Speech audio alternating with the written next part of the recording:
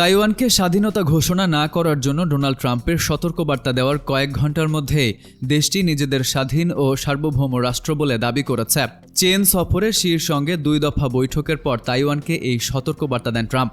গত শুক্রবার ফক্স নিউজকে ট্রাম্প বলেন, কাউকে স্বাধীন করে দেওয়ার কোনো ইচ্ছা আমার নেই।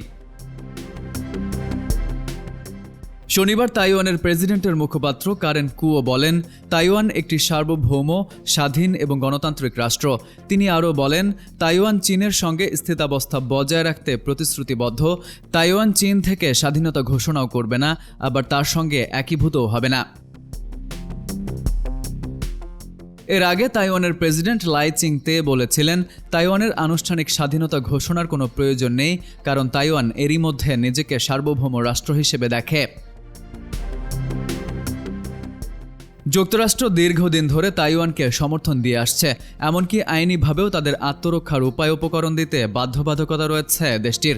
এ নিয়েও আপত্তি রয়েছে চীনের, কারণ তাইওয়ানকে নিজেদের ভূখণ্ড বলে বারবার দাবি করে এসেছে বেইজিং। এমনকি বলপূর্বক তাইওয়ান দখলের সম্ভাবনাও কখনো উড়িয়ে দেয়নি দেশটি। চীনে সফরকালে ট্রাম্পকে সতর্ক করে শি বলেছেন, তাইওয়ান ইস্যুতে বিদ্যমান বিরোধ ঠিকঠাক মতো সামলানো না গেলে চীন ও যুক্তরাষ্ট্র সংঘাতে জড়িয়ে পড়তে পারে। Farid U Ahmed, IBTV USA।